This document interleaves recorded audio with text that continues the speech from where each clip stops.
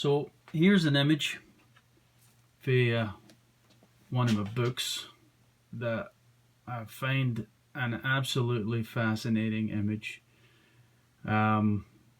It's for the early 1700s in the English countryside. If you're interested in the history of steam power, development of steam machinery, you're gonna recognize it instantly as a atmospheric engine. So the atmospheric engine is synonymous with a blacksmith who was born in England, born in the late 1600s. Did his best work, I guess, in the late 1600s. And this particular machine, a Newcomen engine, or an atmospheric engine, a beam engine, known by all of those terms. I'm no steam engine expert, I don't pretend to be. It's the image that actually interests me and just how much is actually going on in it. So Thomas Newcomen is a name to me that he is an absolute giant of the Industrial Revolution. In fact, without him, I don't think there would have been an Industrial Revolution. No, perhaps somebody else would have came up with the idea a wee bit later. That's usually the case. But he is a name that is, for me, synonymous as an absolute giant in the history books. That's not to say that there wasn't some important fellas before him. This fella here, Thomas Savery, Captain Thomas Savery. Not only did he have fantastic hair, he actually worked with Newcomen later in life, according to some of the stuff I've read. But before that, he actually developed a dual chamber steam pump that actually was kind of the predecessor of the Newcomen engine. And of course, after the Newcomen engine came this guy, another giant in history, James Watt, of course. So sadly, before we actually take a look at the painting itself in this book, the whole point of this video, let's get a look at Thomas Newcomen himself. Well, there he is. For the guy who actually set the whole Industrial Revolution in motion, apparently there is no known photograph, or certainly no photographs, it's far too early for that, but known portraits of him at all. So, what a shame. The guy who's responsible for this, we don't know what the hell he looks like. That is an injustice that will never be righted, I suppose, but it's a shame. So back to the point of this video, the painting, the image itself. It's fascinating to me, just actually how much is actually happening here, and if you have an appreciation for machinery at all, I think it'll probably strike you the same way. So, in the English countryside here. Oh, by the way, I meant to show you this. Yeah, not Scotland, not Ireland, not Wales, but England. Newcomen was for this part in particular, down in this neck of the woods. Devon, Dartmouth, that's where he's from. Credit where credit's due, right? So back to the image. Backtrack a wee second here. Why do we even have this image? Well, apparently in this time frame, around 1700, coal mining, which was obviously the primary source of fuel for all the industrial goings on in Britain, and obviously for heat in people's homes, was coal. But unfortunately, especially I guess around the coast, most of the mines were actually being flooded. The deeper in depth they went, the worse the issue was. So, you know, you've got all this coal, this natural resource that you want to get at, but constantly being flooded, causing, you know, not only making the coal itself inaccessible, but no doubt posing a huge danger to the actual miners themselves for obvious reasons. So Newcomen actually came up with this machine, the Newcomen engine, the beam engine, the atmospheric engine, in order to drive a pump. And we'll get to the pump and where it is in just a minute. So what do we actually have here? You can see the structure. We have the chimney, which actually supports the boiler itself. Obviously, the combustion gases go up the flue up the chimney in order to keep the draft for the actual the boiler going. So there we have a chimney on this side, and we have another wall structure on this side, tied together with these monster ties, no doubt made of oak or something like that, but you can get an idea for the scale of the size of this thing. Look at the size of this little fella here. And a massive beam, which actually seesaws back and forth on the in the central part of the drawing itself.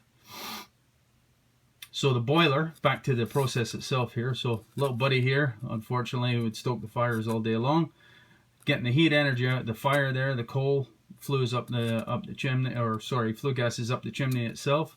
So boiling the water inside the boiler itself, of course, and that through a couple of valves here, which would actually be operated automatically, believe it or not, in this day and age. Hard to believe. I guess probably the initial designs were manually operated, but it was soon mechanized, simply enough, through a few levers here.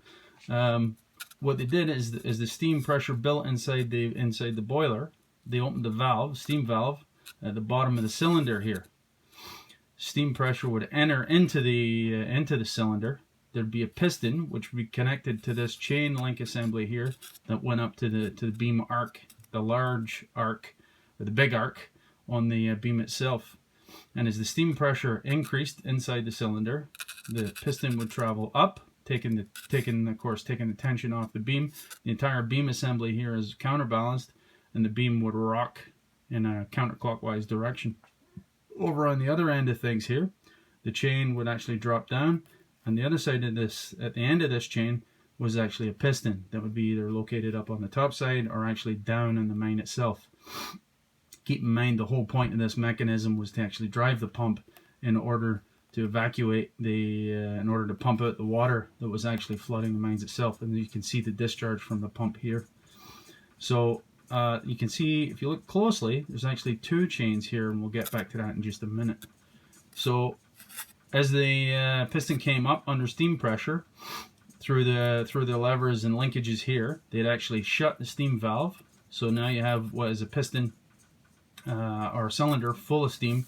The piston actually at the top end of its travel, and now here's where the trick end of the mechanism actually comes into play. So as that valve would close, they'd open another valve again through the linkage assembly here in order to inject cold water from the reservoir, which is up here. So this is a reservoir or cistern that's holding water, and then that would be just through gravity, I'd imagine. There's no pump actually associated with it, not as far as I know. And it would actually inject a cold spray of water into the piston itself, into the cylinder, sorry, which is holding the steam. The steam would actually condense. Of course, the pressure would drop immediately, and then what would happen is the piston would actually be now drawn under vacuum, relative vacuum, and pull the actual chain. And of course, attached to the chain is the beam itself, and the entire beam assembly would rock in the other direction. Now there's tons of good animations on the internet, the web. You can check out and see exactly how this works. Probably far better than I'm actually describing it. But what I really like about this picture is not just the artistry and how well it's done, but if you're willing to take the time to actually consider what's actually happening in this painting. To me, it's fantastic. I think a painting or a drawing of some sort, for me, everybody's different. If there's something behind it that can actually capture, your attention and imagination for what's actually happening here, what's the point of this, makes the image that much more interesting.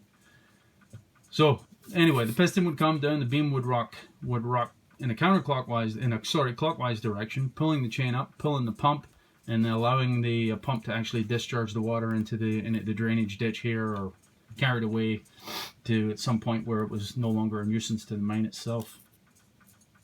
But you can see the coal here. Typically these engines were actually located right next to the coal extraction point in the mine itself, because they had an absolute voracious appetite for coal. And that's what actually made this engine its life cycle actually relatively short, although it was around for quite some decades, from what I understand. many decades, in fact, for the ones that are still around in a museum type capacity. Some of the original beam engines are actually still around in museum capacities.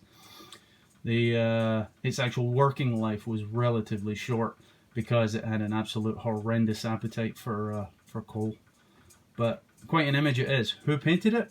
No idea. There's no credit. There's no signature in this particular book that I have anyway. Maybe the image was cropped and took the signature of the artist off. I don't know. But I think it's a fantastic image just looking at it. There's all kinds of stuff in here. There's a few ancillary pipes here, which are, what do they do? I don't know. I'm guessing. I don't really know, but we can speculate. There's a couple of lines here that are probably used to flood the top of the cylinder in the interest of keeping the seal. You know, probably a rope seal or a leather seal on the piston, the quote rings type thing of the piston itself in order to keep the seal. It probably had to be wet, so I suspect that's for that. Maybe a drain line associated with that once it was flooded, and probably a condensate drain line here as well. Again, there'd be probably tons of experts out there who'd be able to explain it far better than me. And by all means, chime in. I'd love to hear it. In addition to the primary pump line here on the big arc of the beam, there's actually a smaller arc that actually drove this secondary chain here, which actually goes down to an ancillary or auxiliary pump. And I think, although it's not shown here, you can see the line actually coming here. I suspect that there was a line from that pump there that actually filled the cistern here in order to keep the injection reservoir, the water for the injection system, actually full and available for usage. But what a machine. And to me, mind-blowing that blacksmith of all people would dream up a concept like this. Again, he leaned on the previous designs of Savory, no doubt, and Watt went on to with a separate condenser coil to improve massively the efficiency of this engine. But credit where credit's due. Thomas Newcomen, sadly, as I said, this guy here, you know, ask any kid, they've never heard of them, but an absolute icon in the design industry, in the engineering industry, as far as I'm concerned. And I don't pretend to know anything about this. I'm no formally educated man, but I'm old enough now to appreciate genius when I see it. I think so. Right, we'll leave it at that. Cheers.